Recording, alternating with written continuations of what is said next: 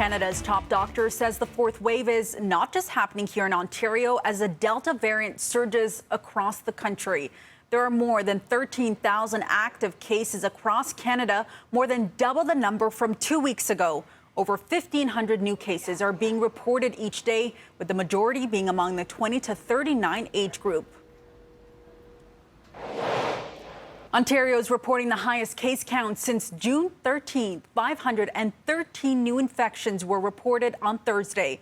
But there is some good news on the vaccine front. The province has now passed the 20 million dose mark. Just over 81% of the eligible population has now received at least one dose.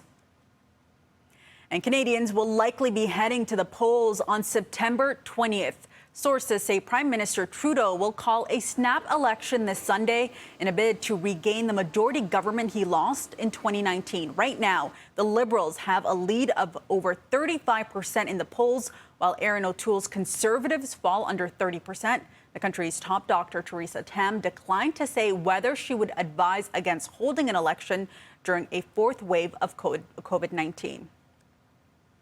So why now? And can this be pulled off during a pandemic? Cormac Mac Sweeney, our Parliament Hill Bureau Chief, joins me now with his thoughts. Good morning, Cormac.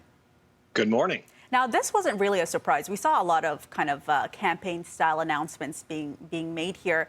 What are you hearing? Well, as you said, it's not a surprise. We've been talking about this since the spring with the potential of a June election initially, and now we're looking at a potential election voting day happening on September 20th. Of course, there are a lot of people closed off right now in the center, in the PMO, not really talking to a lot of media as the prep gets underway for this election campaign. But there's a lot of buzz around Ottawa right now. All the parties are doing everything that they can to prepare for this. As I said, the Liberals and the PMO are not really talking much, and all your interactions with them, they say whenever the next election is called. But the opposition seems pretty geared up for this vote, getting their messaging out there, getting their positioning in the events leading up to this day, but the prep as well, getting your candidates nominated. We've seen a lot of candidates being nominated over the last few days, typically a signal that a vote is on the way. So Canadians will have to prepare themselves for casting a ballot during a fourth wave of COVID-19. And a lot of them that we've been speaking to, at least this morning, many of them say they're not ready for one. Of course, COVID being cited as a reason why. Do we know what voter turnout is going to be like? We don't know what voter turnout is going to be like, but if some of the provincial elections are any indication, voter turnout might actually go up. There are different options for Canadians. They could have mail-in ballots, and if they choose to do that, I think Elections Canada is expecting millions more mail-in ballots than they typically get for an election campaign. Elections Canada as well is going to be putting in place as many precautions as they can to help people with in-person voting. It's interesting it's a fun fact, if you will, at elections that a lot of people don't realize is that you can vote anytime during a campaign. All you have to do is go to the returning office in your constituency and you can cast your ballot. If you want to avoid the massive lineups on election day, if you're worried and you want to do this in person instead of by mail, that could be another option. If you've decided your vote earlier in the campaign, you can still cast your ballot. So we could see that. I mean, the polls right now, there were some polls done.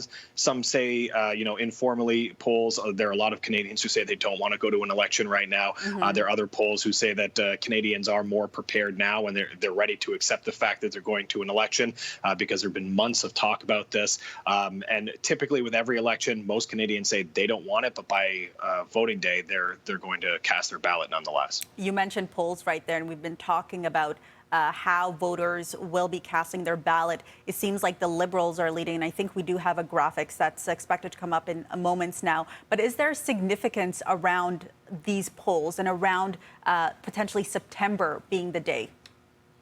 Well, the Liberals, it's believed the Liberals are trying to strike while the iron is hot. They have a very healthy lead right now, depending on which poll you're looking at, between 5 and 9%. The poll you have up right now gives them about a 7% lead. That's a healthy lead. And experts say we would not be heading to the polls if the Liberals' internal polling, which is usually more detailed, didn't show a possible majority for the government. But anything can happen on the campaign trail. Nothing is a given. In modern elections, most of them never end the same way as they started when it comes to the polls. The vote results do not reflect the polls.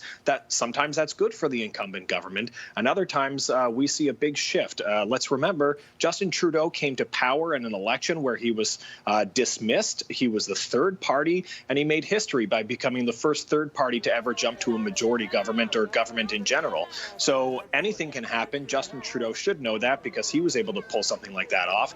And, you can't discount what could happen on the campaign trail. Last election, we had the blackface scandal, the blackface brown face scandal. No one saw that coming. So the Conservatives and the NDP, they're not out of this yet.